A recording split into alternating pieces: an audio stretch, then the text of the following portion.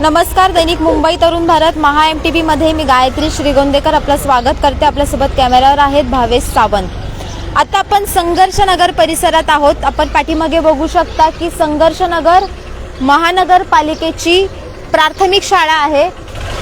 हा संपूर्ण शाळेचा परिसर आहे। आपल्याला माहिती की मुंबई महानगरपालिकेचा अर्थसंकल्प हा कोट्यवधींचा असतो। शिक्षणासाठी त्याच्यावर कोट्यवधींचा खर्च होतो। खरं तर हे आकडेवारी आता मुंबईकरांना पाठ झालेली आहे। मात्र असं असताना देखील संघर्षनगरमधल्या मुलांच्या भवितव्याशी नेमकं कोण खेळते हे आपल्या इथल्या स्थानिकांशी बोलणार आहोत, स्थानिकांकडून जाणून घेणार आहोत। या शाळेमध्ये नेमकं चालतं काय, या इथल्या स्थानिक रहिवाशांची मागणी नेमकी काय आहे। ही मुंबई महानगरपालिकेची शाळा आहे। पहिली ते 8वी पर्यंतची शाळा आहे। 8वी नंतर ही मुलं नेमकी जातात कुठं? ही शाळा फक्त 8वी पर्यंत आहे। 12 ते 15 हजार कुटुंब या ठिकाणी वास्तव्यास आहेत। एवढी मोठी लोकसंख्या असताना देखील या भागामध्ये महानगरपालिकेची फक्त एकमेव शाळा आहे आणि त्या शाळेमध्ये पहिली ते 8वी पर्यंतचं शिक्षण दिलं जातं। 8वी नंतर नेमकी ही मुलं कुठे जातात हे आपण इथल्या नागरिकांकडून जाणून घेऊयात। तू कितवीत आहेस आता? मी आता 10वीला आहे। तुझं 8वी पर्यंतचं शिक्षण ह्या शाळेत झालेलं आहे ना? 8वी नंतर तू नेमकं कोणत्या शाळेत जातोस? हिंदी हाई स्कूल घाट के ऊपर। कुठे आहे ते? इथून किती लांब आहे? ये आरजे कॉलेज है ना, वहाँ पे। तू 8वी नंतर ह्या शाळेमध्ये वर्ग नाही आहेत, बरोबर? हाँ। मग तुम्ही याबाबत कधी आपके बच्चे भी स्कूल में जाते हैं तो वो कौन से स्टैंडर्ड में पढ़ते हैं? और दूसरा क्वेश्चन है कि ये जो शाला है वो सिर्फ 8वी तक ही है, तो आपकी कोई मांग है कि ये शाला आगे भी होनी चाहिए? मैडम, मांग तो है कि हमारे बच्चे, हम लोग जाते हैं काम पे और खैरानी रोड, घाटकोपर रोड एकदम पूरा ट्रैफिक से भरा हुआ रहता है और हम लोग का जीव हमेशा टंगा हुआ रहता है कि बच्चे कैसे आएंगे और कैसे, बहुत मुश्किल होता है बच्चों को। तो हम लोग यही कहना चाहेंगे कि जो 10वीं से 12वीं तक के बच्चों को यहीं पे स्कूल की व्यवस्था सरकार करे तो बहुत बेहतर होगा। अभी आपको, आपके बच्चे जिस स्कूल में जाते हैं वहाँ की फीस क्या है? आपको वो फीस देना मतलब सफिशिएंट है या मैडम बहुत काफ़ी रहता है। हम लोग को तो मतलब हम लोग के कमाई के हिसाब से, मजदूरी के हिसाब से बहुत काफ़ी ऊपर रहता है। हम लोग के बच्चों को कम से कम साल का 25,000 30,000 भरना पड़ता है। और जब तक वो 8वीं में यहाँ पर पढ़ रहे थे तो तब आपको कितनी फीस देने पड़ती थी? मैडम 8वीं के बच्चों को तो फीस कम ही लगता है, लेकिन फिर भी मुश्किल होता है थोड़ा। आपल्यासोबत एक लहान मुलगी आहे, ती देखील ह्या शाळेत शिकते। तुझं नाव काय आहे? उजाला विश्वकर्मा। कोणत्या शाळेत आहेस तू? चौथी मध्ये आहेस। तुझी जी शाळा आहे ती 8वी पर्यंतच आहे, तर तुला 8वी नंतर दुसऱ्या शाळेत जावं लागणार आहे। तर तुझी अशी इच्छा आहे का की ही शाळा 8वी नंतर देखील असली पाहिजे? मराठी 10वीं तक होनी चाहिए, ये 8वीं तक ही? 8वीं के बाद आपको दूसरी स्कूल में पढ़ना पड़ेगा? 10वीं तक होना चाहिए। आपल्यासोबत इथले काही स्थानिक पालक देखील आहेत। हे शिक्षक होते, या शाळेमध्ये शिक्षक आहेत। आपण त्यांच्याकडनं देखील जाणून घेऊयात की नेमकी पालकांची समस्या काय आहे। इथले नागरिकांशी त्यांचा चांगला कनेक्ट आहे। इथले स्थानिक नागरिकांची नेमकी मागणी काय आहे ती देखील आपण त्यांच्याकडनं जाणून घेऊयात। बच्चों के डेवलपमेंट के लिए एजुकेशन तो फर्स्ट मोस्ट होना चाहिए और यहाँ तक 8वीं तक BMC का स्कूल है जिसमें आसानी से बच्चे अपने घर के करीब में पढ़ लिख लेते हैं। गार्जियन को कोई प्रॉब्लम नहीं होता, ड्यूटी भी जाते हैं, अपना चिंता नहीं रहती है, घर के पास में स्कूल है। और 10वीं तक अगर स्कूल हो जाए यहाँ पर तो हम सभी के लिए बहुत अच्छा रहेगा, खुशी की बात होगी। और ऐसा हम लोग अपेक्षा करते हैं अपने नगर सेवक का, जो भी माननीय लोग हैं उनसे, क्योंकि फीस भी प्राइवेट स्कूलों में ज़्यादा भरनी पड़ती है।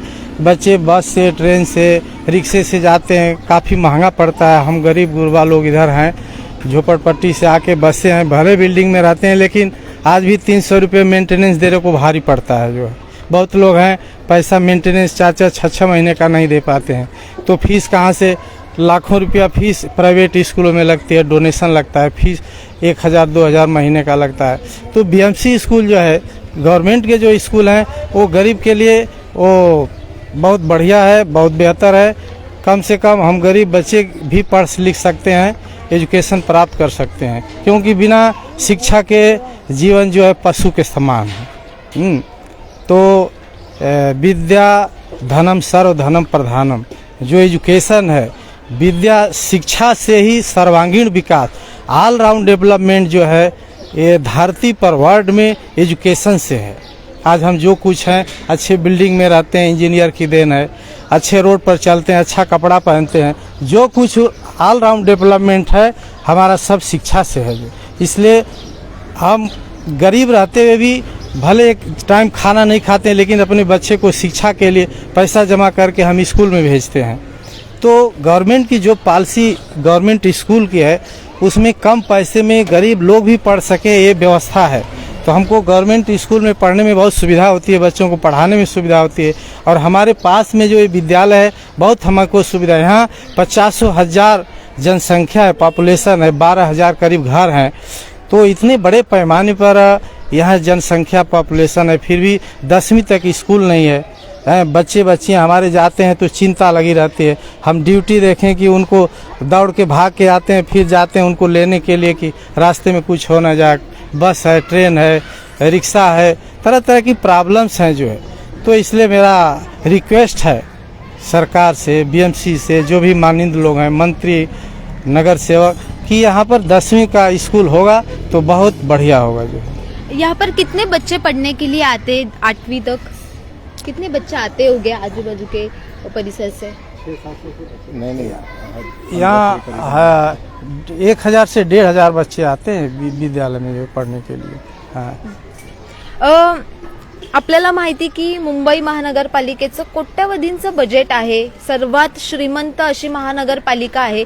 असं असताना देखील एवढ्या मोठ्या संख्येने लहान मुलं इथे शिकायला येतात, तरी देखील त्यांचा शिक्षणाचा मूलभूत अधिकार असताना देखील मुंबई महानगरपालिकेकडनं अशा पद्धतीनं जर एखाद्या प्रश्नाकडे, शिक्षणासारख्या महत्त्वाच्या प्रश्नाकडे दुर्लक्ष होत असेल तर नेमकी तुमची यामागची भूमिका काय असणार आहे आणि या सगळ्याकडे तुम्ही कसं बघता? ये लड़ाई मैडम हम लोग काफ़ी टाइम से लड़ रहे हैं। क्यों लड़ना पड़ रहा है कि बड़ा अफसोस का बात है कि हमारे यहाँ पर एसआरए के थ्रू 3 महले 4 महले का बिल्डिंग बन के रेडी है और बीएमसी भी रेडी है कि अगर एसआरए और फॉरेस्ट डिपार्टमेंट ने अगर हम लोगों को अलॉटमेंट किया तो हम लोग उसके अंदर स्कूल चालू करने के लिए रेडी है। लेकिन जो सत्ता पे काबिज लोग हैं वो लोग का सत्ता के गुर्मी में इस तरीके से मस्त है कि वो स्कूल अपने प्राइवेट संस्था में लेना और उसको प्राइवेट तौर पे चलाना उनका ये मकसद है। इसके लिए वो स्कूल पिछले कई सालों से बन के खड़ा हुआ है। आप आगे चल के देखेंगी तो फिर वो स्कूल 3-4 महले का स्कूल है, बाकायदा बन के एसआरए ने बनाया है, वो बन के खाली पड़ा है क्योंकि वो किसी एक आदमी को चाहिए, क्योंकि जिसको चाहिए वो स्कूल उन्होंने पहले भी एक संस्था बनाया, संस्था बना के स्कूल के नाम पर कब्जा किया, फिर डिप्टी कलेक्टर ने डेमोलेशन किया, अब डेमोलेशन कर दिया। अब वो डेमोलेशन करने के बाद में उनका अब ये है कि जो एसआरए ने लीगल स्कूल बनाया है यहाँ संघर्ष नगर के लोगों के लिए, वो स्कूल को अपने प्राइवेट संस्था में लेना और चलाना। आप देख सकते हैं 6 नंबर बिल्डिंग के सामने जो स्कूल है वो आप आगे चलेंगी तो आप देखेंगे कि वो स्कूल पूरी तरीके से बन के तैयार खड़ा हुआ है, लेकिन वो स्कूल बीएमसी को हैंड ओवर नहीं किया जा रहा है, बस इसीलिए कि वो स्कूल यहाँ के जो पहले के पूर्व नगर सेवक थे वो उनकी एक प्राइवेट संस्था है, उनको चाहिए वो स्कूल। इसके लिए आज तक हमारे संघर्ष नगर के बच्चे यहाँ से संघर्ष नगर के बाहर पढ़ने जा रहे हैं, शिक्षा से वंचित है। ये सब ये राजनीति का एक हिस्सा बन चुका है। स्कूल पढ़ाई के ऊपर भी इन लोग राजनीति कर रहे हैं। राजनीति के थ्रू इनको एक मोटा इनकम जिंदगी भर के लिए कमाई आना चाहिए, इस तरीके का प्राइवेट मतलब कि एकदम परमानेंट इनकम का सोर्स इनको करना है। इसके लिए स्कूल देखेंगे आप कि पूरी तरीके से बन के खड़ा है। और ये हम लोगों ने बीएमसी में मैंने कंप्लेन भी किया है फॉरेस्ट को, आप देख सकती हैं मैंने हम लोग वहाँ पर पहुँचने हाँ तो फिर ये इस तरीके का देखिए, देख सकते हैं आप कि वो स्कूल किस तरीके से इन लोगों ने बनकर खड़ा है। तो फिर भी ये स्कूल आज तक बीएमसी को, आज के डेट तक नेता लोग आते हैं यहाँ पर बहुत भाषण झाड़ते हैं कि स्कूल हमने बीएमसी को हैंडओवर करवा दिया है, या करवा दिया है, वहाँ करवा दिया है, लेकिन ग्राउंड लेवल पे देखेंगे तो कुछ भी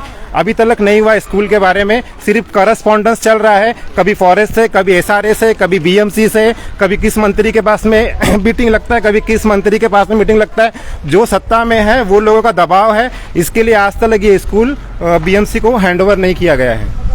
आपल्यासोबत इथले सामाजिक कार्यकर्ते पण आहेत, रवींद्र म्हस्के.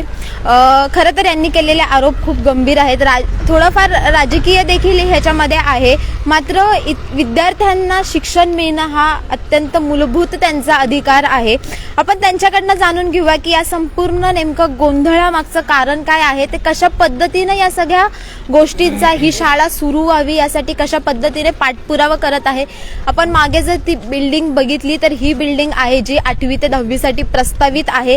या संदर्भातले सर्व कागदपत्र देखील यांच्याकडे आहेत. याबाबत ते पाठपुरावा देखील करत आहेत. पालिका प्रशासनाकडनं नेमकं यांना काय उत्तर देण्यात येतं आणि त्यांनी जे आरोप केलेले आहेत स्थानिक नगरसेवक असतील किंवा काय, ते नेमके कोण आहेत ते आपण त्यांच्याकडनं जाणून घेऊयात. नमस्कार. डॉक्टर बाबा साहब आंबेडकर जी ने कहा था शिका, संघटित व्हा, संघर्ष करा. म्हणजे आमचे जे मूलभूत अधिकार आहेत, जसं अन्न, वस्त्र, निवारा, त्याच प्रकारे शिक्षण हा सुद्धा मूलभूत अधिकार आहे. आमच्या इथले नेते डॉक्टर बाबासाहेब आंबेडकरांचं नाव घेतात, परंतु आमच्याच इथल्या गरीब विद्यार्थ्यांचं, जो गरीब बच्चे हैं, उनका पढ़ाई का हक छीनने का काम गए 10 साल से हमारे यहाँ का स्थानिक नेता तोताया नगर सेवक ये करते आए. आज अगर अपन देखेंगे तो ये जो पीछे जो बिल्डिंग खड़ा है, ये बिल्डिंग बीएमसी का 8वीं से 10वीं तक स्कूल के लिए ये अलॉटमेंट होने जा रहा था. तो उसमें इन्होंने इंटरविंग करके अपने जो भी नेतागण हैं, उनके जो वरिष्ठ लोग हैं, आप देख सकते हैं कि कुशाभाऊ शेठ बांगर यही संस्थाओं को देना चाहिए, ऐसा A+ ठहराव प्रस्ताव सादर करने के लिए उन्होंने कहा है. मेरा कहना इतना ही है कि हमारे यहाँ के जो लोग हैं, ये मीडियम फैमिली है, हर कोई सुबह उठता है, काम के लिए जाता है, लेकिन हमारा बच्चा यहाँ से स्कूल के लिए 8वीं के बाद साकिनाका में एक तो जाना पड़ता है, नहीं तो पवई जाना पड़ता है. जाने आने का एरिया अगर देखेंगे, वो नगर सेवक को पैदल अगर वहां से लेके जाएंगे ना, दूसरी बार वो पैदल वहां से जाएगा नहीं, क्योंकि आने जाने के लिए आजू बाजू में इतना ट्रैफिक रहता है. और वो एरिया इस हिसाब से रहता है कि एक आधी अगर बच्ची है, उसका कभी कभी छेड़खानी होता है. छेड़खानी के जो गुनेगा यानी छेड़छाड़ी का सबसे ज्यादा गुना वो खैरानी रोड पे होता है. आज मैं बोलना चाहता हूँ संघर्ष नगर के या यहाँ के सभी लोगों को कि एक आधी लड़की को अगर छेड़खानी हुआ तो वहां जाके लोग मारेंगे, केस करेंगे, लेकिन वो बेचारी के ऊपर जो बीतता है, वो जिंदगी भर उसके मन में रहता है कि मेरे साथ क्या हुआ है. ये बात उस वक्त की नहीं है, उसके बाद उसको वो जिंदगी में उसके मन के ऊपर जो आघात होने वाला है या जो चेंजेस होने वाले हैं, उसको जो फीलिंग आने वाली है, वो उम्र भर रहेगी. तो हम लोगों का कहना इतना ही था कि 8वीं तक स्कूल संघर्ष नगर में ये बिल्डिंग SRA ने अलॉटमेंट किया है, तो ये बिल्डिंग बीएमसी को हस्तांतरित करके यहाँ के जो गरीब बच्चे यहाँ से घाटकोपर या साकिनाका जाते हैं, तो वहां नहीं जाने के बगैर 8वीं से 10वीं तक यहाँ स्कूल हो जाएगा. लेकिन इन्होंने इनकी ताकत, राजकीय ताकत बोलो या जो पैसे से कमाई हुई ताकत है, मैं तो साफ साफ बोलता हूँ कि लोगों ने अभी आँख खोलना चाहिए कि जब इनका स्कूल 17 नंबर के सामने था, 2012 में नगर सेवक चुन के आए, 2014 में वो स्कूल टूटा, इलीगल उन्होंने बांधा था, बीएमसी ने उसके ऊपर कार्रवाई किया, वो टूट गया. तो 2 साल में इन्होंने वो स्कूल का जो टूटा, उसके बाद इसके ऊपर उनका आग गया. मेरा कहना इतना ही है कि एक नगर सेवक को, मैं आपको एक प्रूफ देने वाला हूँ, एक नगर सेवक को पेमेंट रहता है 25,000 है, भत्ता पकड़ के 35,000 रुपया. अगर एक नगर सेवक का महीना 35,000 पगार पकड़ेंगे, इनका कार्यकाल 5 ही साल था पहला, 2 साल में 2012 में नगर सेवक चुन के आए, 2014 में स्कूल टूटा, तो 1 साल का पेमेंट हो गया 3.5 लाख रुपया, 2 साल का हो गया 7 लाख रुपया. अगर 7 लाख रुपए के कैलकुलेशन से 2 साल का पेमेंट होता है, तो इन्होंने एक बीच में एक बयान दिया था कि मेरा जो स्कूल टूटा उसमें मेरा 52 लाख रुपया लगा. तो भाई मुझे इतना ही कहना है, मैं आपको वीडियो दिखाना चाहता हूँ और साउंड भी आ जाएगा. असं नसतं तर ईश्वर तायडे तुम्ही सर्व सोबत आले होते. माझी 52 लाखाची शाळा ती पडली गेली नसेल तर मी बिल्डरला विकलं गेलो असतो, तर लक्षात ठेवा. 26 लाख रुपये मी सर्वांना मोजलेले आहेत आणि चेकने मोजलेले आहेत. जे लोक राठोड कंपनी होती सगळ्यांना, माझ्याकडे चेकच्या सगळ्या एंट्री आहेत आणि 27 लाख रुपये मी बांधकामाला खर्च केले. तुम्ही सर्व समाज बांधव होते. तो मुझे कहना इतना ही है कि तूने 1 साल का पेमेंट होता है 3.5, 2 साल का 7 लाख. और पहला तो ये था कि मेरा बीबी का गहना गिरवी है, मेरा घर गिरवी है. लोगों ने ये सोचना चाहिए, जब मेरा घर गिरवी रहता है, मेरा बीवी का दागिना गिरवी और मैं लड़ता हूँ, तो छूटने के बाद पहला घर छुड़ाऊंगा, फिर घर के फैमिली का जो सोना दागिना गिरवी है वो छुड़ाऊंगा, और बाद में मैं 52 लाख रुपए डालूंगा। ठीक है, तूने 52 लाख डाला, हमको उससे मतलब नहीं है, लेकिन जो आज गरीबों के लिए स्कूल बना है उसके ऊपर भी तू डेरा डाल के बैठा है, तो ये गलत तरीके से यहाँ हुकुमशाही चल रही है। और बीएमसी के जो वरिष्ठ अधिकारी है या बीएमसी के ऊपर के जो अधिकारी है, इनके ऊपर के जो मंत्री है, ये भी इनको इस चीज में साथ देते हैं, तो उनको बोलना चाहता हूँ 12,000 घर है, 52,000 50,000 की लगभग आबादी यहाँ रहती है। तो आज हमारे यहाँ के बच्चे 8वीं तक स्कूल, मैडम आप सोचे रहेंगे कि ये आदिवासी पाड़ा नहीं खेड़ेगांव का कि जहाँ स्कूल की कमी है, ये एक बाजू में हीरानंदानी, एक बाजू में नाहर अमृत शक्ति, उसके बीचों बीच संघर्ष नगर है, बम्बई के बीचों बीच एरिया है, और इसमें अगर 10वीं तक स्कूल के लिए यहाँ से 8-8 10-10 किलोमीटर जान हथेली पे लेके माँ बाप काम पे जाते, उनको भी डर रहता है मेरा बच्चा घर पे आएगा का एक्सीडेंट तो नहीं होगा, लड़की आएगी उसका का छेड़खानी तो नहीं हो जाएगी। इस हिसाब से डर से हम लोग यहाँ बच्चों को स्कूल में भेजते हैं, या ऐसा हम लोग बम्बई के बीचों बीच रहते। तो हम लोगों को इतना ही बोलना है, जो भी वरिष्ठ बीएमसी के है या मुख्यमंत्री साहब है या महापौर मैडम है, कि बम्बई को आप इतना बड़ा बड़ा जब न्यूज पे आके बोलते हो, तो यही बम्बई हम लोगों को देखने का बाकी है क्या? इतना ही बोल के मैं वारणी जगविरांत। आपण बघितलं की ह्यांनी काही आरोप केलेले आहे, स्थानिक नगरसेवकांचा एक व्हिडिओ देखील प्ले केला होता त्यांनी या संपूर्ण लाईव्हच्या माध्यमातून। मला या सगळ्या ह्याच्यातनं एकच गोष्ट अशी वाटते आहे की त्यांचे राजकीय आरोप प्रत्यारोप जरी बाजूला ठेवले तरी मुंबई सारख्या शहरामध्ये जी आशियातली सगळ्यात मोठी महानगरपालिका आहे, सगळ्यात श्रीमंत महानगरपालिका आहे, असा असताना देखील मुंबई शहरामध्ये अशा पद्धतीने 10वी पर्यंत शाळा नसावी हे अत्यंत दुर्दैवी आहे। इथले नगरसेवक जे आहेत ते शिवसेनेचे आहेत, त्यांचे देखील आरोप त्यांच्यावर देखील आरोप केलेले आहेत। एक गोष्ट इथे फिरताना लक्षात आली ती म्हणजे की इथल्या स्थानिकांना इथल्या नगरसेविका कोण आहेत हे देखील माहिती नाहीये, हे देखील अत्यंत दुर्दैवी आहे। राजकारणाचा भाग जर बाजूला सोडला तर शिक्षण हा मूलभूत अधिकार आहे। आपल्याला माहिती की मागे एक टॅबचा घोटाळा, मुंबई महानगरपालिकेतनं विद्यार्थ्यांना जे टॅब देण्यात आले होते त्या टॅबचा घोटाळा, खूप मोठा घोटाळा, भ्रष्टाचार झाल्याचा एक आरोप झाला होता। विद्यार्थ्यांना खरंच आज टॅबची गरज आहे का, हा प्रामुख्याने मुद्दा आहे।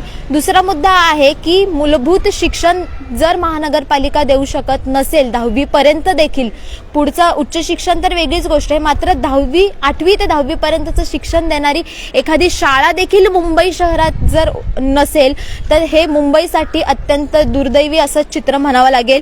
या विषयावर तुम्हाला काय वाटतं ते आम्हाला कमेंट बॉक्समध्ये नक्की कळवा। महाएमटीबीच्या फेसबुक पेजला लाईक करा, आमचं यूट्यूब चॅनल आहे ते देखील सबस्क्राईब करा, आणि ताज्या घडामोडींसाठी www.mahamtb.com या आमच्या संकेतस्थळाला नक्की भेट द्या। तुर्तास धन्यवाद।